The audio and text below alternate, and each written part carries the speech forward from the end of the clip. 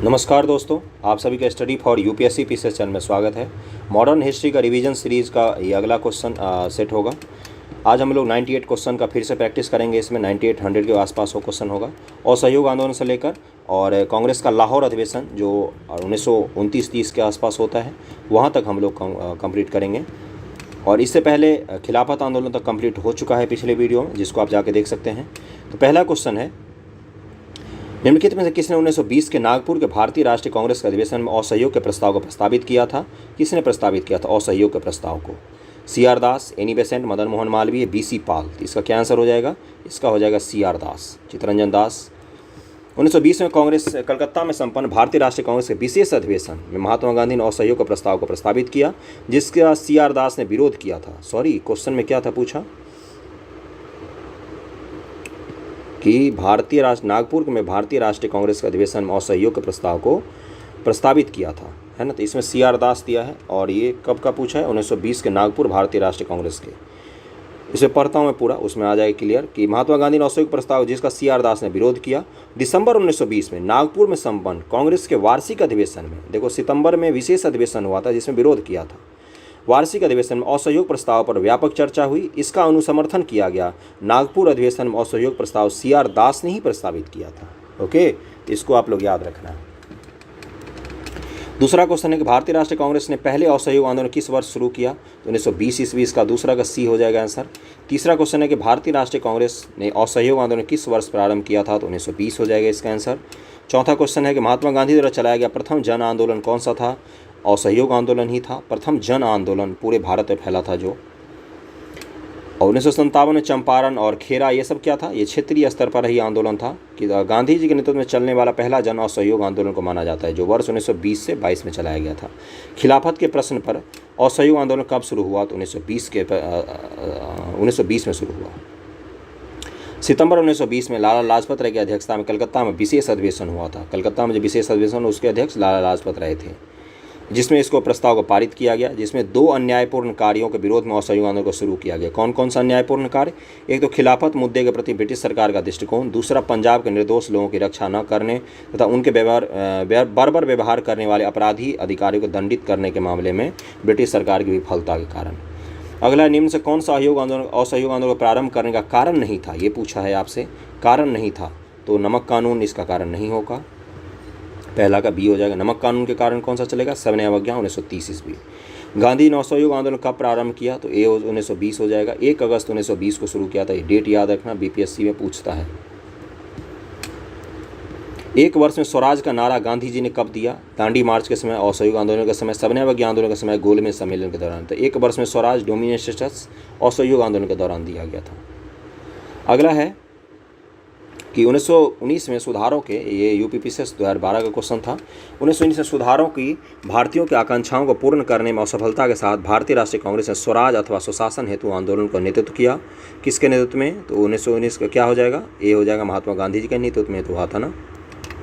1 वर्ष के भीतर स्वराज की प्राप्ति का लक्ष्य किस में रखा गया था? तो असहयोग आंदोलन के दौरान। 10 का डी हो जाएगा। 11 नंबर है कि निम्नलिखित में कौन सा असहयोग आंदोलन के संबंध में सही नहीं है? ये पूछा है असहयोग आंदोलन के संबंध में। 1 अगस्त 1920 को शुरू हुआ था ये। इस आंदोलन की अवधि 1920 से 1922 तक थी। 1 वर्ष के भीतर स्वराज की प्राप्ति इसका लक्ष्य था। इसमें बहिष्कार की योजना थी। एम ए जिन्ना ने इस आंदोलन का समर्थन किया था। तो पहला 11 का क्या आंसर हो जाएगा? सबसे गलत इसमें स्टेटमेंट डी है। मोहम्मद अली जिन्ना ने इसका विरोध किया था, है ना। गांधी जी को असहयोग आंदोलन में लोगों को शराब से परहेज करने का आग्रह किया गया। फलस्वरूप सरकार के राजस्व में भारी कमी आई। एक प्रदेश की सरकार ने लोगों को फिर से शराब पीने को प्रेरित करने के लिए प्रमुख व्यक्तियों की एक सूची प्रचारित की जो शराब पीते थे। उस प्रदेश का नाम बताइए, है ना। कितना अद्भुत तरीका था शराब बेचने का। तो ऐसा एक ही जगह हो सकता है, बिहार।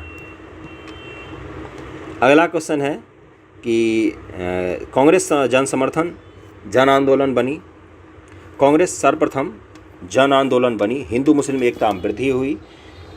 असहयोग आंदोलन के समर्थन, असहयोग आंदोलन से संबंधित है ये क्वेश्चन। पहला स्टेटमेंट है, फिर से मैं इसको सही से पढ़ता हूँ, थोड़ा सा एक हो जाता है, आंखें चौंक जाती हैं, कि कांग्रेस सर्वप्रथम जन आंदोलन बनी। असहयोग आंदोलन के बाद से हिंदू मुस्लिम एकता में वृद्धि हुई। जनता के मन से ब्रिटिश शक्ति का भय हट गया। चौथा, ब्रिटेन की सरकार भारतीयों को राजनीतिक रियायतें देने को राजी हुई, है ना। इन 4 स्टेटमेंट दिया असहयोग। इसमें से बताना है आपको कौन कौन सा सही है, कौन कौन सा गलत है। जनता के मन से ब्रिटिश शक्ति का भय हट गया। ब्रिटेन की सरकार भारतीयों को राजनीतिक रियायत देने के लिए राजी हुई। इस दो में आप लोग मोस्टली लोग कन्फ्यूज होंगे, है ना। तो 13 का क्या आंसर हो जाएगा? 13 का आंसर हो जाएगा बी, 1, 2, 3 सही है। चौथा बिल्कुल ही गलत है। 14 नंबर क्वेश्चन पे चलते हैं कि ब्रिटिश सरकार ने महात्मा गांधी की जो उपाधि दी थी, जिसे उन्होंने असहयोग आंदोलन में वापस कर दिया, वो कौन सा था? केसरे हिंद की उपाधि उनको मिली हुई थी पहले, जिसको उन्होंने वापस कर दिया था। जिस समय गांधी जी भारत आए उसमें प्रथम विश्व युद्ध चल रहा था। उन्होंने सरकार के युद्ध प्रयासों में मदद की। वो सेना भर्ती का काम भी करते थे, लोग उनको अंग्रेज सरकार का सार्जेंट कहते थे। केसरे हिंद से सम्मानित किया था अंग्रेजी सरकार ने उनको, और बाद में उन्होंने वापस कर दिया था। अन्य लोगों में गांधी जी का अनुकरण करते हुए अपनी पदवियों और उपाधियों को त्याग दिया। जमनालाल बजाज ने अपनी राय बहादुर की उपाधि वापस कर दी थी सरकार को। निम्न से किसने असहयोग आंदोलन के दौरान अपनी वकालत छोड़ दी थी? तो इसमें से कौन हो जाएंगे? इसमें से डी हो जाएगा, चित्तरंजन दास जी ने, CR दास। और किन किन का नाम आता है वो भी पढ़ देता हूँ मैं। असहयोग आंदोलन के दौरान CR दास, मोतीलाल नेहरू, राजेंद्र प्रसाद, जवाहरलाल नेहरू, विट्ठल भाई पटेल, वल्लभ भाई पटेल ने अपनी वकालत छोड़ दी थी, और ये सारे वकील आ गए भारतीय आंदोलन में। 16 है कि निम्नलिखित में से किसने असहयोग आंदोलन को समर्थन दिया परंतु इसके परिणाम नहीं देख सके? तो वो थे बाल गंगाधर तिलक जी, जिनकी मृत्यु हो गई थी। कब हुई थी इनकी मृत्यु? असहयोग आंदोलन महात्मा गांधी के नेतृत्व में 1920 से 22 तक संचालित हुआ। बाल गंगाधर तिलक ने असहयोग आंदोलन का समर्थन दिया, परंतु इस आंदोलन के प्रथम दिन ही 1 अगस्त 1920 को उनकी मृत्यु हो गई, और इनको गांधी जी ने कंधा भी दिया था। किस क्षेत्र में राहुल संस्कृतायन 1920 के असहयोग आंदोलन के दौरान सक्रिय थे? तो राहुल संस्कृतायन बहुत बड़े हिस्टोरियन भी हैं, इनकी बहुत सारी किताबें हैं। वोल्गा टू गंगा बेहतरीन किताब है इनकी एक। तो इसका हो जाएगा ए, छपरा में संबंधित थे, छपरा में सक्रिय थे। बीपीएससी में कितनी बार पूछा है? राहुल संस्कृतायन 1893 से 1963 आजमगढ़ उत्तर प्रदेश के थे। असहयोग आंदोलन के दौरान वह छपरा के बाद बाढ़ पीड़ितों की सहायता में सक्रिय थे तथा गांधीवादी आंदोलन से जुड़े हुए थे। बाद में सोशलिस्ट आंदोलन से जुड़ जाएंगे। निम्न से कौन चौरी चौरा कांड के वास्तविक तिथि पूछा है? चौरी चौरा कांड का वास्तविक तिथि पूछा है आपसे, और ये 2 बार पूछ चुका है, तो अगली बार बीपीएससी में भी पूछ सकता है।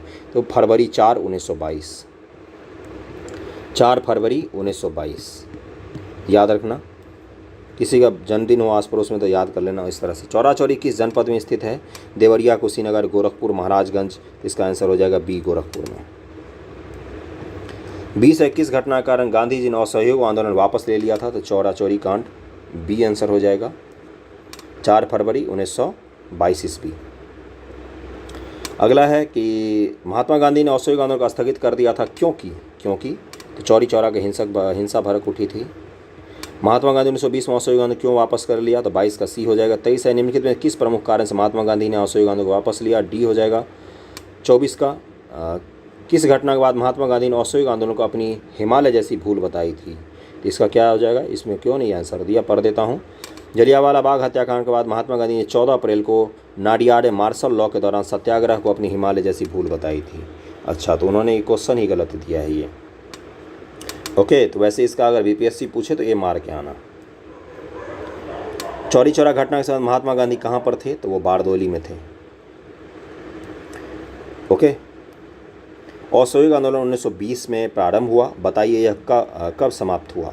तो 1922 में समाप्त हो गया। तो 26 का सी हो जाएगा। चौरी चौरा के बाद 4 फरवरी 1922। अब तो याद हो गया, इतनी बार बोल चुका हूँ मैं।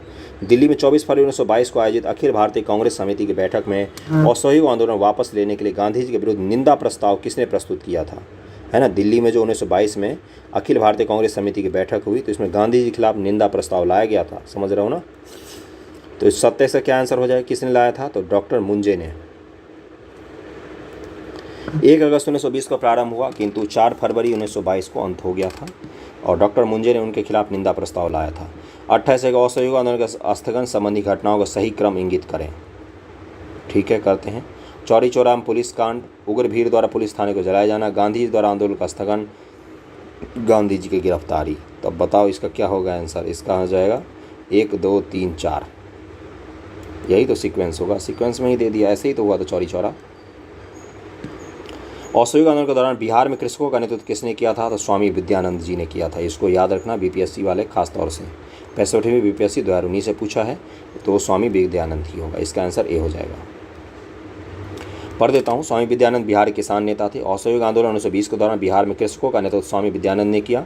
विशेषकर उत्तर बिहार के कई जिलों में, खासकर राज दरभंगा के इलाकों में स्वामी विद्यानंद रैयतों को अपने अधिकार के बारे में सचेत कर रहे थे। दरभंगा राज्य के इलाकों में। 30 है कि निम्नलिखित घटनाओं का सही क्रम लगाइए। चौरी चौरा कांड, असहयोग आंदोलन का स्थगन, बारदौली प्रस्ताव। इसका हो जाएगा सी 1, 3, 2।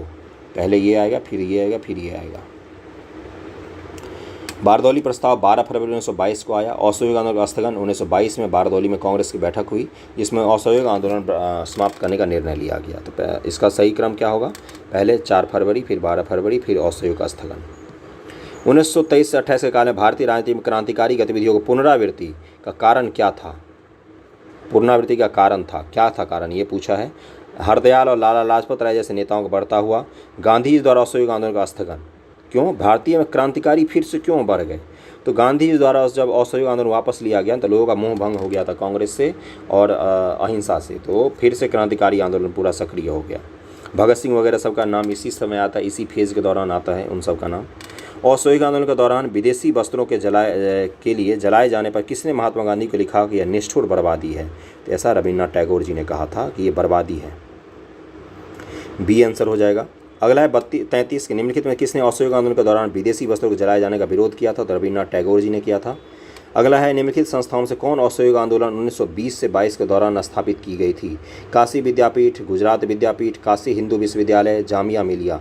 काशी हिंदू विश्वविद्यालय कब हुई है? 1915 के आसपास हुई है। बताओ इसका आंसर क्या हो जाएगा? 34 का हो जाएगा सी 1, 2, 3 सही है। बाकी ये तीनों सही है। काशी हिंदू विश्वविद्यालय की स्थापना मदन मोहन मालवीय और एनी बेसेंट के सहयोग से हुई थी। कब हुई थी? तो 1916 में स्थापित हुई है। मैंने बताया ना 1915-16 का आसपास स्थापित हुई है। और वर्ष 1919 से 1939 तक इसके कुलपति भी रहे थे वो मालवीय जी। अगला है कि 1921 में काशी विद्यापीठ के बनारस का स्थापना हुई और अहमदाबाद गुजरात विद्यापीठ 1920 में तथा जामिया मिलिया इस्लामिया अलीगढ़ में 1920 में, जो बाद में दिल्ली ले आया गया। पहले जामिया मिलिया इस्लामिया कहाँ पर स्थापित हुई थी? अलीगढ़ में, जिसको बाद में दिल्ली लाया गया। 1921-22 असहयोग आंदोलन का मुख्य प्रतिफल क्या था? हिंदू मुस्लिम एकता ही था, बस इससे और कुछ भी नहीं मिला हमें। अगला है निम्नलिखित में से किसका सुमेल नहीं है? 1885 भारतीय राष्ट्रीय कांग्रेस का स्थापना सही है। 1905 बंगाल विभाजन, 1909 मार्लेमेंटे सुधार, 1930 असहयोग आंदोलन गलत है। 1920 1 अगस्त 1920 ईस्वी। निम्नलिखित में कौन सही सुमेलित नहीं है? 1940 भारतीय राष्ट्रीय कांग्रेस का लाहौर अधिवेशन, 1931 राजगुरु को फांसी, 1921 असहयोग आंदोलन का प्रारंभ, 1920 रॉलेट सत्याग्रह। इसका आंसर क्या हो जाएगा? इसका आंसर बी हो जाएगा, राजगुरु को फांसी। कौन सुमेलित है? सॉरी, सुमेलित नहीं, मैंने पूछ लिया था। भगत सिंह, राजगुरु, सुखदेव को फांसी हुई थी 23 मार्च 1931 ईस्वी। 23 मार्च 1931 ईस्वी। बाकी तो सबको पता ही है। दिसंबर 1929 में भारतीय राष्ट्रीय कांग्रेस का लाहौर अधिवेशन हुआ था। 1 अगस्त 1920 को असहयोग आंदोलन और अप्रैल 1919 में रॉलेट सत्याग्रह। महात्मा गांधी द्वारा 1922 में असहयोग आंदोलन स्थगित कर दिया गया। इसका स्थगन का सी आर दास और मोतीलाल नेहरू द्वारा विरोध किया गया था। तो दोनों ही कथन सही हैं, लेकिन कारण नहीं है। स्थगन क्यों किया गया? चौरी चौरा कारण। असहयोग आंदोलन के दौरान किसने पटना कॉलेज छोड़ा जबकि उसकी परीक्षा केवल 20 दिन ही बचे थे? तो बताओ। राजेंद्र प्रसाद, ब्रज किशोर, जयप्रकाश नारायण, श्री कृष्ण सिन्हा। बीपीएससी के लिए वेरी वेरी इंपॉर्टेंट क्वेश्चन। 29 का क्या आंसर हो जाएगा? 29 का हो जाएगा सी, जयप्रकाश नारायण। जेपी। 40 है कि निम्नलिखित में से किसने असहयोग आंदोलन विरोधी सभा की स्थापना की थी? ये छत्तीसगढ़ पीसीएस का क्वेश्चन है, इसको पढ़ देता हूँ। पुरुषोत्तम दास ठाकुरदास, जमुनालाल द्वारकादास, तो ये दोनों ही आ गए। कावाजी जहांगीर और सीतलवार आदि बम्बई के उद्योगपति लोगों ने 1920 में असहयोग आंदोलन विरोधी सभा की स्थापना की थी। असहयोग आंदोलन के विरोध में इन्होंने सभा की स्थापना की थी। स्वराज पार्टी का गठन 1923 ईस्वी। इससे संबंधित क्वेश्चन करते हैं। भारत में स्वराज पार्टी की स्थापना निम्नलिखित कारणों में से एक अथवा अधिक के लिए की गई थी? गांधी जी द्वारा असहयोग आंदोलन वापस लेना, काउंसिल में प्रवेश कर उन्हें काम न करने का लेकर 1919 में भारत शासन अधिनियम का उच्छेदन करना, ब्रिटिश सरकार द्वारा दमन, भारतीयों द्वारा इस आशय की अनुभूति कि उन्हें प्रशासन का अनुभव करना चाहिए। इसका आंसर क्या हो जाएगा? पहला का बी हो जाएगा। 1 और 2 मात्र सही है, बाकी दोनों गलत हैं। ओके, अगला क्वेश्चन पे चलते हैं। दूसरा क्वेश्चन पर कि निम्न से किसने स्वराज पार्टी निर्माण करने के लिए कांग्रेस के अध्यक्ष पद से त्याग पत्र दे दिया था? तो किसने दिया था? तो सी आर दास जी ने दिया था। सी आर दास। स्वराज पार्टी का गठन की असफलता के बाद हुआ, असहयोग आंदोलन की सफलता के बाद हुआ था। ए आंसर हो जाएगा। अगले क्वेश्चन पर चलते। स्वराज दल की स्थापना असफलता के बाद हुआ, असहयोग आंदोलन का सफलता के बाद। चौथा का ए हो जाएगा। पाँचवा है कि स्वराज पार्टी को स्थापित किया था, तो सी आर दास, मोतीलाल नेहरू जी का नाम आता है। सी आंसर हो जाएगा। छठे क्वेश्चन पे चलते हैं कि 1923 में स्वराज पार्टी का गठन किसने किया था, तो इसका हो जाएगा CR दास और मोतीलाल नेहरू। ऊपर एक बड़ा सा एक्सप्लेनेशन दिया था, उसको पढ़ देता हूँ मैं, तो पता ही है, बाकी कहानी तो पता है। मोतीलाल नेहरू CR दास ने नई विचारधारा का जन्म दिया। मोतीलाल नेहरू CR दास ने कांग्रेस के विधानमंडल के भीतर प्रवेश कर अंदर से लड़ाई करने का विचार प्रस्तुत किया। 1923 में चुनाव के माध्यम से विधानमंडल पहुंचने की योजना बनाई, किंतु 1922 में कांग्रेस का नया अधिवेशन बहुमत के साथ इस योजना को अस्वीकार कर दिया गया। CR दास इन दौरान कांग्रेस के अध्यक्ष थे। उन्होंने इस यहाँ से इस्तीफा दे दिया, त्यागपत्र दे दिया और जनवरी 1923 से मोतीलाल नेहरू के साथ मिलकर स्वराज पार्टी की स्थापना की। जनवरी 1923 ईस्वी में इस पार्टी का मुख्य उद्देश्य क्या था? काउंसिल में प्रवेश करना और उन्हें काम न करने देना। छठा क्वेश्चन कर लिया था। सातवां, स्वराज दल की स्थापना किसने की? तो गांधी और मोतीलाल नेहरू और चित्तरंजन दास। CR दास, मोतीलाल नेहरू 1 जनवरी 1923 ईस्वी को। निम्न से कौन स्वराज पार्टी के गठन से संबंधित थे? तो इसका क्या हो जाएगा? CR दास, मोतीलाल नेहरू। 2 और 4 हो जाएगा, डी आंसर हो जाएगा 8वां का।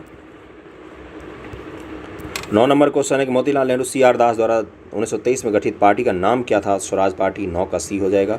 10वां है, मोतीलाल नेहरू स्वराज दल के नेता थे, निम्न से कौन दल में नहीं था? ये पूछा है आपसे। चित्तरंजन दास तो 6 ही, CA राजगोपालाचारी, श्रीनिवास अयंगार, विट्ठल भाई पटेल। तो 10 का क्या आंसर हो जाएगा? 10 का आंसर दिया है D, यानी कि C राजगोपालाचारी इसमें सदस्य नहीं थे। अगले क्वेश्चन पे चलते 11 नंबर, निम्न से कौन एक स्वराज पार्टी से संबंधित नहीं थे? फिर से वही पूछा, CR दास, राजेंद्र प्रसाद, मोतीलाल नेहरू, NC केलेकर। इसका आंसर D हो जाएगा। राजेंद्र प्रसाद इसके सदस्य कभी भी नहीं रहे।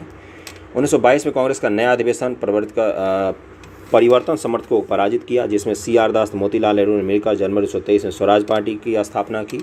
श्रीनिवास अयंगार मद्रास प्रांत स्वराज पार्टी का संस्थापक। NG केलकर स्वराज दल के अन्य प्रमुख नेता। 1925 में विट्ठल भाई पटेल का सेंट्रल लेजिस्लेटिव असेंबली का अध्यक्ष चुना जाना स्वराजियों के लिए एक महत्वपूर्ण उपलब्धि थी। विट्ठल भाई पटेल केंद्रीय असेंबली का अध्यक्ष चुना गया था उनको, है ना, केंद्रीय विधानमंडल असेंबली का अध्यक्ष चुना गया था। 11, निम्न से कौन एक स्वराज पार्टी संबंधित नहीं था? राजेंद्र प्रसाद, ये हमने कर लिया। बिहार में स्वराज दल का गठन किसने किया था? श्री कृष्ण सिंह, रामलाल सिंह, बंकिम चंद्र मित्र, सचिन नाथ सान्याल। तो इसका आंसर हो जाएगा श्री कृष्ण सिंह जी ने स्वराज दल का गठन किया था बिहार में। Very very important question. अगला, निम्नलिखित घटनाओं का सही कालक्रम लगाइए। लखनऊ समझौता, स्वराज दल की स्थापना, जलियांवाला बाग हत्याकांड, बाल गंगाधर तिलक की मृत्यु। सबसे पहले लखनऊ समझौता 1916 ईस्वी आ जाओ, फिर जलियांवाला बाग हत्याकांड 1919 ईस्वी, फिर बाल गंगाधर तिलक जी की मृत्यु होगी, फिर स्वराज दल हो जाएगा। तो इसका आंसर हो जाएगा 1 3 4 2। 1 3 4 2 किसी में है? ऑप्शन C में है 1 3 4 2। ओके, अगले क्वेश्चन पे चलते हैं। स्वतंत्रता पूर्व भारत में निम्नलिखित में किसने केंद्रीय विधानसभा में स्वराज दल का समर्थन किया था? इसका क्या आंसर हो जाएगा? 14 का हो जाएगा A, M.A. जिन्ना ने किया था, मोहम्मद अली जिन्ना ने। निम्नलिखित में कौन देशबंधु के नाम से प्रसिद्ध है? तो चित्तरंजन दास देशबंधु जी के नाम से प्रसिद्ध हैं। और देशबंधु का तात्पर्य है द फ्रेंड ऑफ नेशन। अगला है, स्वराज आम जनता के लिए होना चाहिए, केवल वर्गों के लिए नहीं। प्रसिद्ध सूत्र की घोषणा किसने की? तो CR दास ने ही जी की थी। अगला क्वेश्चन है कि कांग्रेसी नेताओं द्वारा मॉन्टेग्यू चेम्सफोर्ड रिपोर्ट की निंदा करने पर कई नरमपंथियों ने पार्टी को छोड़कर निम्न से कौन से पार्टी का गठन किया? तो ये स्वराज पार्टी का, क्या है, मॉन्टेग्यू चेम्सफोर्ड रिपोर्ट की निंदा करने पर कई नरमपंथियों ने पार्टी को छोड़कर निम्न से कौन सी नई पार्टी का गठन किया है? वेरी वेरी इंपॉर्टेंट क्वेश्चन और अलग क्वेश्चन। अब बताओ। Independence federation of India, Indian liberal federation. तो इसका आंसर D होगा, 17 का D होगा, इंडियन लिबरल फेडरेशन। और कौन कौन है इसमें नेता? इसमें नेता का नाम नहीं दिया, वैसे सुरेंद्रनाथ बनर्जी वगैरह सब इससे जुड़े हुए थे। ये तो रहा, सुरेंद्रनाथ बनर्जी के नेतृत्व में गठन हुआ था इसका, है ना। ये लोग 1919 के सुधार के समर्थन में थे। ओके, निम्नलिखित में किन लोगों ने 16 दिसंबर 1922 को इंडिपेंडेंट पार्टी बनाने का निर्णय लिया था? 16 दिसंबर 1922 को इंडिपेंडेंट पार्टी। तो इसका आंसर हो जाएगा D, 2 और 4 सही है। मदन मोहन मालवीय या मोतीलाल नेहरू। अगले क्वेश्चन पर चलते हैं। सेंट्रल लेजिस्लेटिव असेंबली का प्रथम भारतीय अध्यक्ष स्पीकर कौन था? तो अभी अभी हमने पढ़ा, Vitthal J Patel. B answer हो जाएगा 19 का। 1925 में अध्यक्ष बने थे, स्वराज पार्टी के सह संस्थापक भी थे। 20 है कि वे राष्ट्रीय नेता जो 1925 में सेंट्रल लेजिस्लेटिव असेंबली के प्रथम अध्यक्ष निर्वाचित हुए, तो विट्ठल भाई पटेल, सरदार पटेल के भ्राताश्री थे। D आंसर हो जाएगा। 21 है कि अगस्त 1925 में सेंट्रल लेजिस्लेटिव असेंबली का अध्यक्ष निम्नलिखित में से कौन था? तो विट्ठल भाई पटेल। 21 का D। साइमन कमीशन पे आ गए हम लोग 1927 ईस्वी में। इससे संबंधित पहला क्वेश्चन है, साइमन कमीशन भारत कब आया? तो 1928 ईस्वी में आया। 1928 में है ना। 1919 में मॉन्टेग्यू चेम्सफोर्ड सुधार में क्या बोला गया था कि 10 वर्षों बाद हम इसका फिर से निरीक्षण करेंगे कि काम सही से हो रहा है कि नहीं हो रहा है, क्या सुधार होना चाहिए। और 1927 में साइमन कमीशन की नियुक्ति हुई। 1928 में ये बम्बई पहुंचा था। देखो नियुक्ति कब हुई है इसकी, 27 में। बम्बई कब पहुंचा, 28 में। वेरी वेरी इंपॉर्टेंट है, इसमें कन्फ्यूज मत होना। 3 फरवरी 1928 को साइमन कमीशन का आने के विरोध भारतीय जन आंदोलन क्यों हुआ, क्योंकि इसमें कोई भी सदस्य भारतीय नहीं था। इसका आंसर सी हो जाएगा। अगला क्वेश्चन है, साइमन आयोग नियुक्त किया गया, 1927 में नियुक्त हुआ था, 1928 में भारत पहुंचा था। 1928 में साइमन कमीशन भारत में किस उद्देश्य से आया था? प्रशासनिक सुधार पर विचार करने के लिए, शिक्षा में सुधार के लिए, कृषि क्षेत्र में सुधार के लिए, सैनिक क्षमता मूल्यांकन के लिए। तो इसका आंसर ए हो जाएगा। 5वां क्वेश्चन पे चलते हैं, भारतीयों ने साइमन कमीशन का बहिष्कार क्यों किया? बार बार वही क्वेश्चन, इसमें कोई भी सदस्य भारतीय नहीं था और हमारे ही जांच करने आ रहे थे कि सही से काम हो रहा है कि नहीं, क्या सुधार होना चाहिए भारत में। निम्नलिखित में साइमन कमीशन में कौन एक सदस्य उदारवादी दल का था? ये पूछा है आपसे, बेहतरीन क्वेश्चन और टफ क्वेश्चन में आता है ये।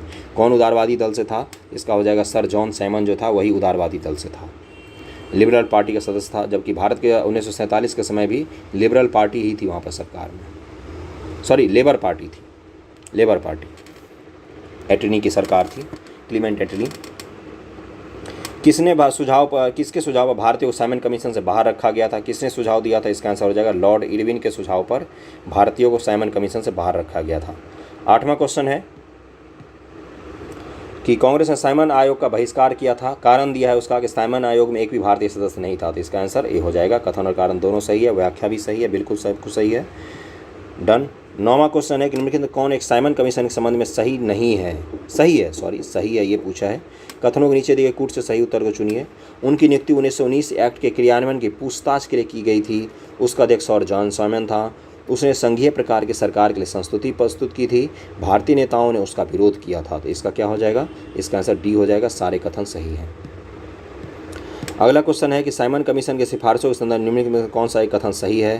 तो सिफारिशों के संबंध में इसने कौन सी सिफारिश की थी? तो इसका आंसर दिया है ए।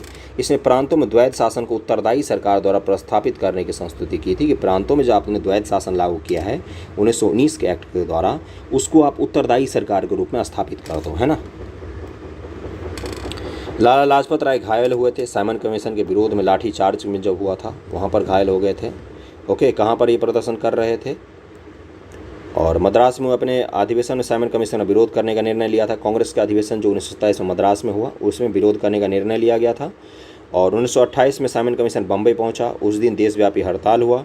कमीशन जहां गया वहां पर हड़ताल हुआ। तो लाहौर में प्रदर्शन कर रहे थे लाला लाजपत राय जी। अगला है पंजाब केसरी की उपाधि किसको दी गई है? पंजाब केसरी लाला लाजपत राय हैं, सॉरी सी है ना, लाला लाजपत राय, यहाँ लाला हरदयाल लिखा है, सी लाला लाजपत राय। शेरे पंजाबी कहा जाता है इनको। कथन है कि 1928 में लाहौर में लाला लाजपत राय के नेतृत्व साइमन कमीशन का विरोध आयोजित किया गया था। कारण दिया कि साइमन कमीशन में एक भी भारतीय सदस्य नहीं था। तो बिल्कुल सही, इसका ए आंसर हो जाएगा। अगला टॉपिक है कि नेहरू रिपोर्ट तैयार की थी किसने? तो मोतीलाल नेहरू जी ने तैयार की थी, ML नेहरू, मोतीलाल नेहरू जी ने। साइमन कमीशन के प्रत्युत्तर में कि हम भारतीय भी अपने लिए सुधार का रिपोर्ट तैयार कर सकते हैं, इसलिए रिपोर्ट तैयार किया गया था नेहरू रिपोर्ट। लेकिन उसको बाद में अस्वीकार कर दिया गया था क्योंकि उसमें डोमिनियन स्टेटस की मांग की गई थी, स्वराज की मांग की गई थी, जबकि इस समय तक हम संपूर्ण स्वतंत्रता की मांग करने लग गए थे। जवाहरलाल नेहरू इसके सचिव थे, मोतीलाल नेहरू की अध्यक्षता में बना था ये। निम्नलिखित में किसने सर्वप्रथम भारत के लिए औपनिवेशिक स्वराज की मांग की थी? तो सर तेज बहादुर सप्रू और MR जयकर ने। सी आंसर हो जाएगा। औपनिवेशिक स्वराज की मांग की थी उन्होंने। भारतीय स्वतंत्रता आंदोलन के काल में संदर्भ नेहरू रिपोर्ट में निम्नलिखित में किस एक की अनुशंसा की गई थी? IS 2011 का क्वेश्चन है। भारत के लिए पूर्ण स्वतंत्रता, तो पहला तो पहले ही काट दो, तो आंसर तो आपका वैसे ही मिल गया, 2 और 3 सही होगा। इसी तरह से क्वेश्चन भी किया था, एलिमिनेशन मेथड कभी कभी काम आता है। तो अल्पसंख्यकों हेतु आरक्षित स्थानों के संयुक्त निर्वाचन क्षेत्र, संविधान में भारतीयों के लिए मौलिक अधिकार का प्रावधान, इन दोनों की सिफारिश की गई थी। तो पहला स्टेटमेंट पढ़ के हमारा आंसर मिल गया था, 2 और 3 सही है। अगले क्वेश्चन पे चलते हैं कि निम्न में से कौन वर्ष 1928 में इंडिपेंडेंस फॉर इंडिया लीग के गठन से संबंधित थे? इंडिपेंडेंस फॉर इंडिया लीग के गठन से संबंधित थे। तो इसका आंसर सी हो जाएगा। 1 और 2 जवाहरलाल नेहरू और सुभाष चंद्र बोस ये दोनों संबंधित थे इंडिपेंडेंस फॉर इंडिया लीग से। निरिक्त स्थानों की पूर्ति कीजिए। नेहरू रिपोर्ट डैश की अध्यक्षता में एक कमेटी द्वारा तैयार किया गया था। तो मोतीलाल नेहरू के द्वारा तैयार किया गया था, मोतीलाल नेहरू सी हो जाएगा। अब भारत में संवैधानिक व्यवस्थाएँ थी ये। अगला क्वेश्चन पे चलते हैं कि मुस्लिम लीग के निम्नलिखित में किस एक अधिवेशन में मोहम्मद अली जिन्ना ने अपना 14 सूत्रीय प्रस्ताव रखा था। देखो, जब मोतीलाल नेहरू जी ने अपना रिपोर्ट तैयार किया तो मोहम्मद अली जिन्ना ने भी अपना 14 सूत्री प्रस्ताव रखा, है ना। इसके बाद मुसलमानों की राजनीति शुरू हो गई थी भारत में धीरे धीरे। तो 1929 ईस्वी में उन्होंने 1929 ईस्वी में मार्च में दिल्ली में मुस्लिम लीग का अधिवेशन हुआ, जिसमें जिन्ना ने नेहरू रिपोर्ट के विरोध स्वरूप 14 सूत्रीय प्रस्ताव का रखा था। नेहरू रिपोर्ट के संयुक्त रूप से चुनाव लड़ने की बात थी, जबकि इसमें चुनाव क्षेत्रों की मांग की गई थी। कांग्रेस दल की उग्र शाखा ने, जिसके एक प्रमुख नेता जवाहरलाल नेहरू थे, इंडिपेंडेंस फॉर इंडिया लीग की स्थापना की। वह लीग किसके विरोध में स्थापित हुई थी? तो वह नेहरू रिपोर्ट के विरोध में ये लीग स्थापित हुई थी। अगला है कांग्रेस का लाहौर अधिवेशन पूर्ण स्वराज 1929 ईस्वी। अब इससे संबंधित क्वेश्चन करेंगे हम लोग। भारतीय स्वतंत्रता संग्राम के दौरान निम्नलिखित में किसने प्रस्तावित किया कि स्वराज को सभी प्रकार के विदेशी नियंत्रण से मुक्त संपूर्ण स्वतंत्रता के रूप में परिभाषित किया जाए? तो मौलाना हजरत मोहनी ने। नेक्स्ट क्वेश्चन है दूसरा, 1921 के अहमदाबाद अधिवेशन निम्नलिखित नेताओं में से किसने संपूर्ण स्वराज को कांग्रेस का लक्ष्य मानने का प्रस्ताव रखा था? तो बी हो जाएगा, हजरत मोहनी जी ने रखा था संपूर्ण स्वराज को 1921 अहमदाबाद अधिवेशन में। कांग्रेस ने कब पहली बार भारत की स्वतंत्रता का प्रस्ताव पारित किया था? तो इसका आंसर हो जाएगा ए, 1929 ईस्वी में। 1929 कलकत्ता अधिवेशन 1928 ब्रिटिश सरकार को यह अल्टीमेटम दिया गया कि 1 वर्ष में नेहरू रिपोर्ट स्वीकार कर लो, कांग्रेस द्वारा प्रारंभ किए जाना जन आंदोलन का सामना करें। 1929 में पंडित जवाहरलाल नेहरू की अध्यक्षता में कांग्रेस का ऐतिहासिक लाहौर अधिवेशन हुआ था, सबको पता है, जिसमें संबंधित प्रस्ताव पारित होने के बाद पंडित जवाहरलाल नेहरू ने पूर्ण स्वराज का लक्ष्य घोषित किया, जिसे 31 दिसंबर 1929 को मध्य रात्रि का घंटा बजा तो पंडित नेहरू ने लाहौर के रावी नदी के तट पर भारतीय स्वतंत्रता का झंडा तिरंगा फहराया और कांग्रेस कार्य समिति 2 जनवरी 1930 को अपनी बैठक में यह निर्णय लिया गया कि 26 जनवरी 1930 का दिन पूर्ण स्वराज दिवस के रूप में मनाया जाएगा, और 26 जनवरी तो आज भी हम मनाते हैं। चौथा है कि पूर्ण स्वराज का प्रस्ताव लाहौर कांग्रेस में पारित किया गया था। चौथा का आंसर हो जाएगा 1929 ईस्वी में। भारतीय राष्ट्रीय कांग्रेस द्वारा किस दिन को पूर्ण स्वराज दिवस के रूप में घोषित किया गया था? तो 26 जनवरी 1930 ईस्वी को, है ना। दिसंबर 1929 से अधिवेशन चल रहा था और 1930 को 26 जनवरी को हमने घोषित कर दिया। अगले क्वेश्चन पे चलते हैं, छठे पर। निम्नलिखित में से किस एक ने भारतीय राष्ट्रीय कांग्रेस को उस अधिवेशन की अध्यक्षता की जिसमें पूर्ण स्वराज का प्रस्ताव पारित हुआ? तो जवाहरलाल नेहरू जी ने लाहौर अधिवेशन 1929। नेक्स्ट क्वेश्चन है 7 में, कांग्रेस को 1929 लाहौर अधिवेशन कांग्रेस का लक्ष्य पूर्ण स्वराज किसने घोषित किया? तो जवाहरलाल नेहरू जी ने घोषित किया, सी आंसर हो जाएगा। 31 को अर्धरात्रि में भारतीय राष्ट्रध्वज को किसने फहराया? तो जवाहरलाल नेहरू जी ने फहराया, डी आंसर हो जाएगा। स्वतंत्रता का नवगृहित तिरंगा पहली बार कब लहराया गया? तो इसका आंसर बी हो जाएगा, 31 दिसंबर 1929 ईस्वी को। 10वां है कि भारतीय राष्ट्रीय कांग्रेस के निम्नलिखित अधिवेशन में से किस एक की अध्यक्षता जवाहरलाल नेहरू ने सर्वप्रथम की थी?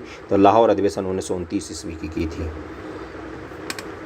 भारतीय राष्ट्रीय कांग्रेस का लाहौर अधिवेशन 1929 इतिहास में क्यों प्रसिद्ध हुआ?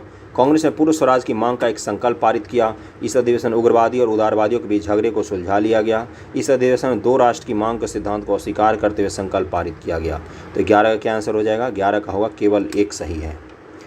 नरमपंथी गरमपंथी वाला तो 1916 का लखनऊ अधिवेशन ही था। अगला है कि स्वतंत्र आंदोलन के इतिहास में भारतीय राष्ट्रीय कांग्रेस का 1929 का अधिवेशन इसलिए महत्वपूर्ण है क्योंकि इस अधिवेशन में कांग्रेस के लक्ष्य के तौर पर पूर्ण स्वराज प्राप्ति को रखा गया।